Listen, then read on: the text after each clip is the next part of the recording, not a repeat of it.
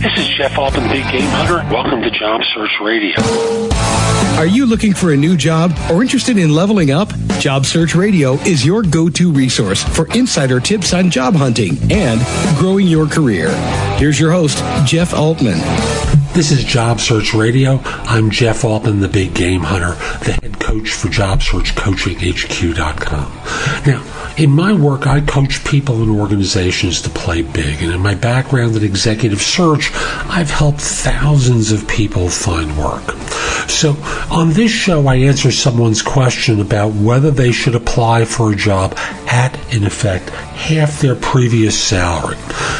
I don't know what you think. I've got a blunt answer for them. So I hope you find this helpful. And if you have a question for me, drop me a line at thebiggamehunter@gmail.com. I'll take as many of them as I possibly can and hope to help some more folks. So with that, let's get on with today's show and have a great day.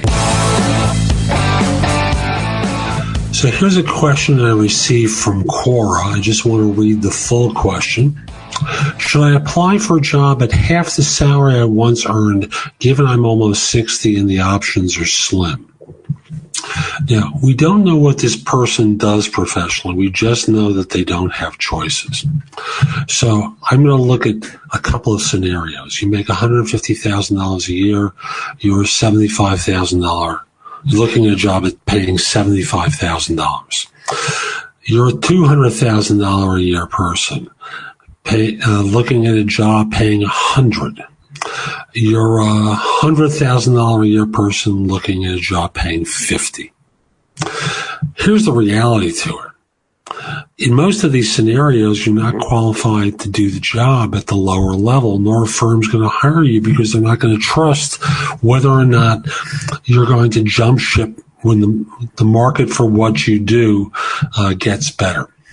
Now, I want to help you, and I've said this in other videos before. If you're not getting interviews, the problem's your resume. If you're getting interviews and not invited back, the problem is you don't interview as well as you think you do.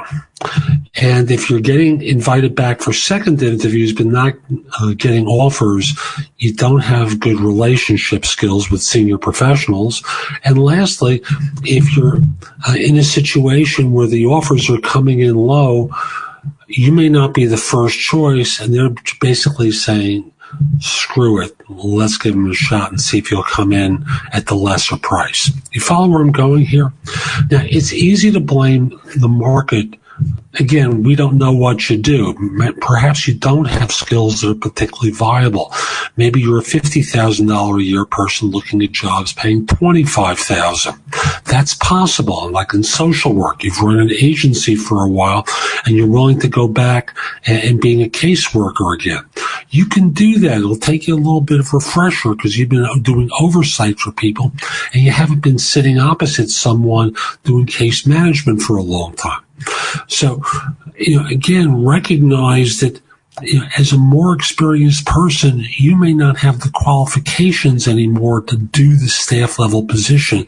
And you're going to need to be proactive to get those skills up to speed in order to be effective. Got it? So again, you can do it, but it's not likely to work. Now, you say that the opportunities are relatively slim. Now, I'm going to work with another assumption here, another option here. The options are slim. So you're tacitly bringing age discrimination in, and you're using that as the excuse for why you're not getting hired. And it's certainly possible, but more than likely, you're not selling yourself real well when you're meeting with the younger manager, either male or female. You're looking across the desk and going, shit, they're 30 years old.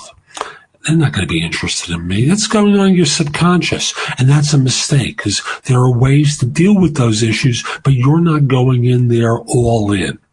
And that's what you need to be, is all in these situations. So hear me out. Try it. Go all in. Push yourself. Don't cop to the idea that at 60 you're not employable. And I speak from the perspective of, see that face? I'm older than you are. and I've been in search for more than 40 years. People would hire me in a heartbeat because, frankly, they know how talented I am. You have to make sure that when you interview, they learn how talented you are. So get out there and, go raise some cane on your interviews and don't use excuses. Now, there was one other phrase, options are slim. Now, you may be only looking on job boards. And when you look on job boards, there's only a finite number of jobs. You're not getting out there networking. You're just staring at the same things coming up over and over again and saying the options are slim. When in fact, number one, job boards fill, depending upon the statistics you see, 3 to 6% of all positions. Recruiters fill another 20, 25%. And I'm going to combine both numbers. Between the two, they fill 30 to 32% of all positions. The rest are filled by networking. And of those 70%, the statistics also say 70% of the 70% are filled as a result of introductions to people that you didn't know at the beginning of your search. So you got to go network. You got to go talk to people and get referred to absolute strangers and practice doing informational interviews and practice networking. Get out there. No excuses. Don't start surrendering to this, woe is me attitude that's implicit in your question. And get hungry again. So that's today's show. I hope you found it helpful. And if you did, come on over to JobSearchCoachingHQ.com. There's a lot of great information I've created and others have created that you can watch, listen to, or read to help you find work more quickly. Again, that's JobSearchCoachingHQ.com.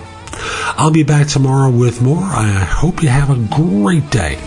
Take care. If you would like to have Jeff give you advice about your job search, you'll love JobSearchCoachingHQ.com. This site has all of Jeff's books and guides to job hunting available free. The ability to have Jeff answer your questions, plus podcasts and videos that'll help you with all the different parts of a job search, including writing a winning resume and cover letter, great answers to interview questions, how to negotiate effectively, whether you want an easy way or want to get tough, plus a community of people like you who you can get advice from. The site again is JobSearchCoachingHQ.com. That's JobSearchCoachingHQ.com.